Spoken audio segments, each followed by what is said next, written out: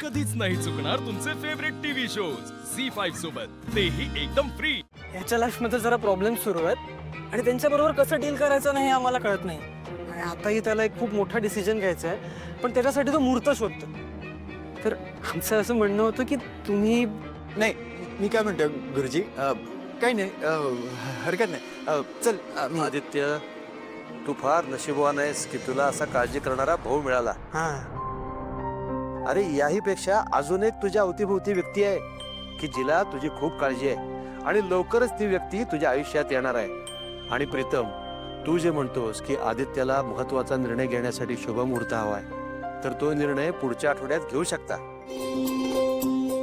Okay, thank you गुरुजी, thank you. सुखी राहा, सगळं तुमच्या मनासारखं घडो. भावा, पुढच्या आठवड्यात हे बघ, पुढच्या आठवड्यात तू तिला प्रपोज करून टाक. तू तुला नाही म्हणूच शकणार नाही. हा, मी आलो जरा. अरे यार, पारू खूप हर्ट झाली आहे, तिची समजूत काढायला हवी.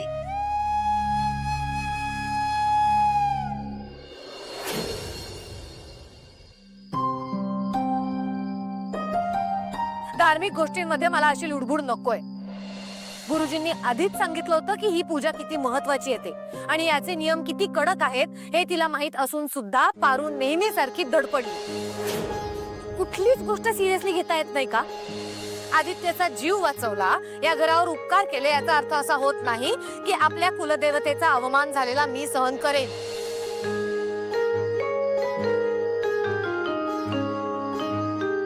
तरी बा म्हणत होता, जाऊ नकोस तिकडं, स्वयंपाक घरातच थांब. मी बाजा ऐकायला पाहिजे होत. मी स्वयंपाक घरातच थांबले असते ना तर लई बरं झालं असतं. तशी बी ती पूजा आदित्य सरांसाठी चालली होती, पण माझ्यामुळं अर्धवट राहिली. देवी बोलले त्याचं वाईट नाही वाटत आहे मला, पण मला कळतच नाही की माझ्याकडनं चूक झालीच कशी.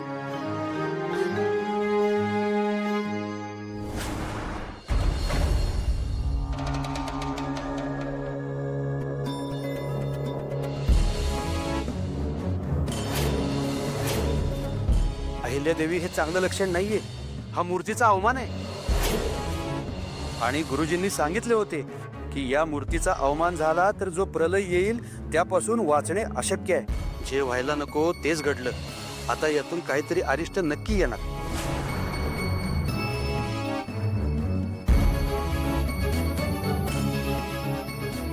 अहिल्या, तू हल्ली कुठल्याही गोष्टींचा अति विचार करतेस असं वाटत नाही का तुला? आता गुरुजींनी सांगितलंय ना की ते काहीतरी उपाय काढतील म्हणून. श्रीकांत, आपण ही पूजा आदित्यच्या रक्षणासाठी करत होतो. गुरुजींनी स्पष्टपणे सांगितलंय की आदित्यच्या जीवाला धोका आहे. बघ ना, एका पाठोपाठ एक काहीतरी चालूच आहे. किती संकट येतात त्याच्यावर. आणि अशा वेळेला एक आई म्हणून माझं मूल सुरक्षित राहावं असं वाटणं चुकीचं आहे का? अहिल्या, आजची पूजा व्यवस्थित नाही पार पडली याचं वाईट वाटते तुला, मान्य आहे मला. पण तू हे विसरतेस का की आदित्यला त्या जीवघेण्या संकटातून पारूनी वाचवलंय आणि आज तू तिलाच फाडफाड बोलून किती दुखावलंस. हे बघ, पारूने आदित्यसाठी किंवा या घरासाठी जे काही केलंय ते मी नाकारत नाहीच आहे, पण आज पूजेच्या ठिकाणी जे काही झालं त्याबद्दल तिला मी रागावणं गरजेचं होतं. हे बघ, पारूला दामिनीचा धक्का लागला होता, पण ह्या सगळ्यामध्ये पारूचा काहीच रोल नाही, हे विसरतेस का तू?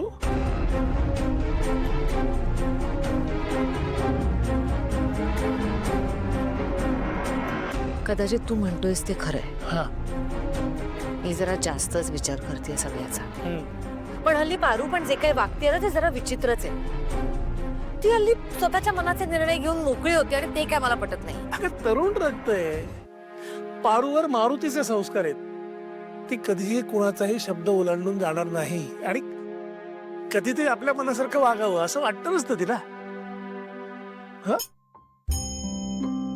अहिल्या, आई जर का मुलांवरती रागावली तर वडिलांनी मुलांच्या पाठीवरून प्रेमानं हात फिरवायचा असतो ना.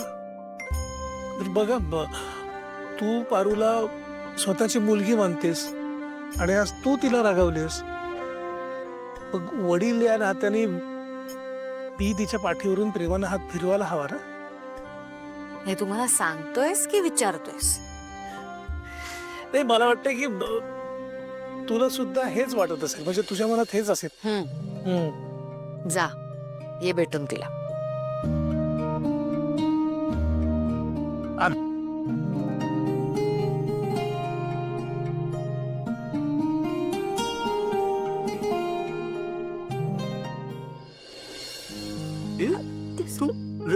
बस बस, मला वाटलं जशीच कुठेतरी रडत बसलेली असणार.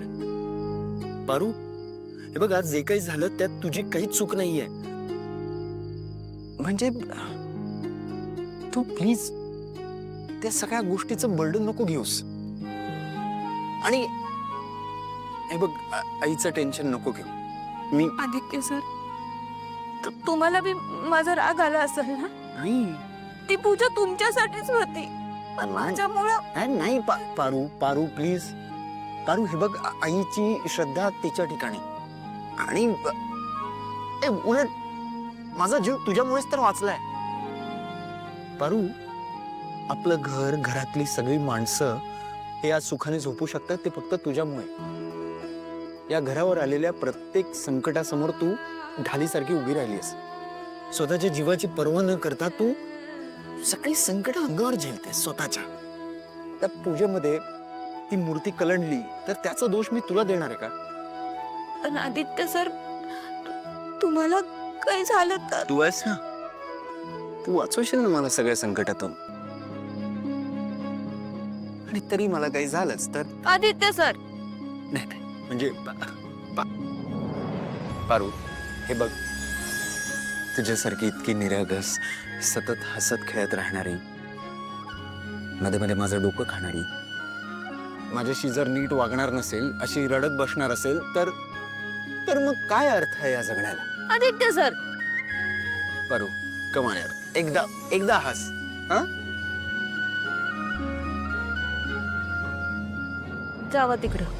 उगाच डोकं नका खाऊ माझं. अरे असे नुसते कांदे बटाटे कसं काय खाऊ मी? म्हणजे तुझ्या डोक्यात नुसते कांदे बटाटे भरलेत ना?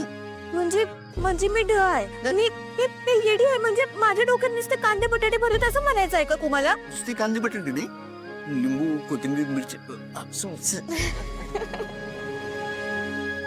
आज खूप अभिमान वाटतोय मला. माझ्या मुलांना माणसं जोडता येतात, मैत्री निभावता येते. आणि म्हणूनच आज आदित्य पारूला समजावायला आलाय.